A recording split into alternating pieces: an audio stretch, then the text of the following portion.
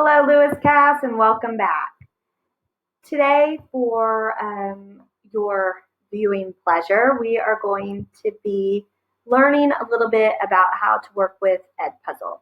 For those of you who are not familiar with Edpuzzle, it is a platform for teachers where they can use and edit several educational videos for their curriculum.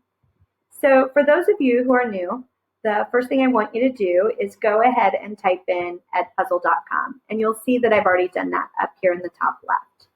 Once you've typed in edpuzzle.com, you will end up at this page, the home page.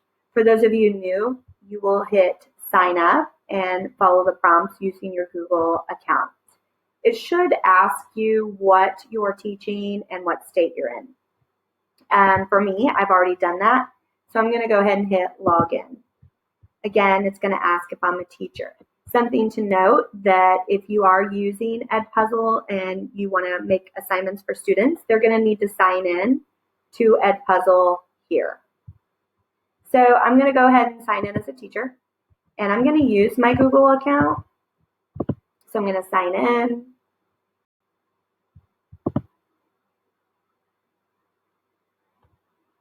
And here we are. So this is the main page of Edpuzzle. Now, for those of you who signed in, you should have been given a class code. And I want to show you what that might look like. So when you were signing in, it should have said to name a class and to maybe provide a description, which you don't have to. I always name my class based on what I'm teaching. So if it's AP English, I would say that, or if it's art, for grade 3, I might say that, or maybe it's math or kindergarten, or whatever you want to call it. It's up to you. And then once you have named it, it should have generated earlier a class code. If it did not, or you missed it, I'll show you how to get there. But your class code is really important because that's what you're going to give to your students so they know how to sign in. And they're going to need that class code so that they end up in the right class. So again, if you missed going or seeing your class code, you're going to go to My Classes, which is up here. You're going to click on that, and then you're going to see Class Options tab, and you're going to click it, and there it is. You can generate a new class code every so often if you think you need to. That might be good for security reasons. So let's go ahead and go back to our homepage. Your homepage looks like this. And what I want to show you is, first of all, depending on what you decided or what you chose as what you teach will show up here. So I chose language arts, so I have trending in language arts. If you're a math teacher, you should see trending in math. And then same with as you scroll down. If you are an Indiana teacher, it would say Indiana, and then trending in the United States, which I think is pretty interesting. Something else is you can select curriculum. And if you want to look at different curriculum across the grade levels, it's always good for vertical alignment. You can view elementary, middle, and high school. So those are all there for your viewing pleasure. And then we also have the Lewis Cass Junior Senior High School. So you can see that we already have 5 teachers who are using this program, which is pretty cool. So great job, guys. And then my content. My content would be videos that I have personally viewed or that I have given as an assignment to students. And that's going to show up in your My Content area. So I'm going to go back to the home page. As I scroll down, something else I think is really neat is you'll see that there are lots of channels here. Edpuzzle, YouTube, Khan Academy. I like that Edpuzzle does that for you. It provides lots of different platforms and puts it in one easy space. So I think that's really good for teachers because we're busy. So that makes it easy for us. All right, now I want to show you how to work with a video. So I'm going to go to the curriculum, or excuse me, I'm going to stay in home. And maybe I want to do a lesson on compare and contrast. So I'm going to go ahead, I'm going to go up here.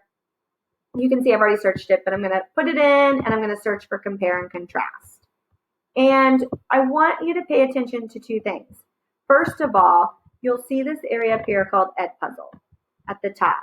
What you'll notice is everything up here has been already edited. So there's already embedded questions. There might be some cropping done. It's all been done for you. You'll see here with this little dot that this person has taken a video, Libby Nave, and she's already embedded 9 questions in the video. Now, as a teacher, I know you all will want to preview and make sure it's appropriate and fits your needs. So that is something to pay close attention to. Now, maybe you want to create your own essential questions with the video. So what you would do is just scroll down, and you'll see down here where some of the same videos are listed, but they don't have any type of icon or a person's name. So that tells you that the video has not been edited. So I want to make my own video.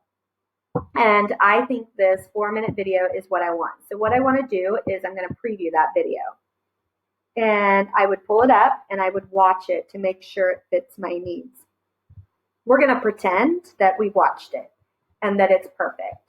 So now I want to edit the video. I'm going to show you the different things you can do, which I think you will love. So the first thing I want to do is I want to edit. I'm going to hit edit. When I do, there might be some things in the video I don't need where I can crop. So you'll see where I can just simply move the bar and cut a video to fit my need. It could be that I only want a small piece. So all I do is I click it and drag it. And maybe I just want this area. So I've gone from 4 minutes to 2 minutes. Now, obviously, you're going to want to check to make sure you're cutting parts of the video that you want. But that's how you do that. Once you've cut a video to fit your needs based on how you do it, you can preview it to make sure it's right. And then just by simply taking the toggle bar, moving it, and hitting play. What if I want to ask a question, or I'm noticing the video has something thought-provoking? The next thing I might do is hit the voiceover button. And when I do that here, I would take it to the area that I'm interested in, and I'm going to hit start recording the voiceover. So I would hit start record, and you'll see that it's going to ask for you to allow. You're going to do that. And I'm going to talk through the voiceover. And then I'm going to hit stop and talk. Okay, so it hit that. You'll hear it. You'll hear it. You heard my voice. Maybe I think, I don't love it, or I do. You can delete it. You can keep it. We're going to pretend it sounds great. Now, we're going to go to the question part. Teachers, this is what I love. I think this is super cool. So maybe I want kids to watch a video and I want to give them some questions. I can provide here multiple choice questions. And what I would do is question 1, type it in. Type your answers. Answer 1. Now I know that this is the correct answer. So I'm going to make sure I put the correct answer in here. And then I know that this is the wrong answer. So I'm going to put wrong answer, obviously. Okay. Then I'm going to hit save. It's saved. Maybe I want, and you'll see it popped up. Maybe I want to continue and I want to add some more, or I want to edit. I can do that here. So you'll see that it says add another note or question here. Multiple choice, open-ended, which I think are really great for analyzing text. You can type in your answer, your question, and then save. And once you do that, you're going to see that all of those will show up. And you'll see here that you can look at those. You also have add a written comment. You can put everything you want in here. Those are notes. It's totally up to you. Now, maybe your video's over. So then you would hit finish. Once you do that, you can preview again if you want. You can preview this. video, and then if you're happy with it, you can assign it to students. So I want to assign it. I'm going to hit assign, and it's going to show up all the different classes that I have set up. So I've got a test class. What I think is also really great is if you're a teacher who wants to flip the classroom and do more differentiated work, you could have different depths of knowledge and questions, DOK 1 through 3, and you could ask different questions according to your students' needs, and then you could assign those manually. So you could give 4 kids this question and then give another set of kids the same video but with different questions. Or at this point, if you just want to assign it to everyone, you can do that too. So I would also look at your start date. You could set the start date for tomorrow if you don't want them to start early, or from the point that it is today. So I'm just going to say today, and then if I want a due date, I'm going to go ahead and select my due date, and maybe it's not due till the 10th, and I would save. So they have that much time. Something else that I think is pretty great is that you can prevent skipping. So it forces the student to watch the video. Maybe you don't want to add questions, you just want them to simply watch the video. This is really great because it makes them watch it. Then I would go in and I would assign that to my class. So if you want, then here it is. You'll see that it's been assigned to my student, which is Iron Kings. As they watch it, you'll see how much they've watched.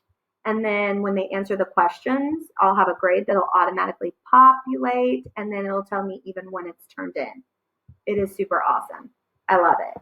You can also share assignments, which is over here. You can share them with your fellow teachers. So if, let's say, 4th grade is collaborating and all of the teachers want to do the same assignment for English, we could have maybe Ms. Bowman creates the assignment and she shares it out with the other teachers. It's done. You can go live if you are ready to be an internet star, and you can post it live, which you saw earlier, or you can reset their progress if they need to redo it, delete the assignment, and then you can download the grades. It provides you with grades, so it's something to look at. So I'm going to go ahead and go back to my main page, and here we are again. This is basically the quick and dirty of Edpuzzle, and I think you're going to love it. If you have any questions, you can certainly email me, and I will walk you through it, talk you through it, whatever you need. So happy exploring and enjoy. I hope you love this program as much as I do, and stay healthy.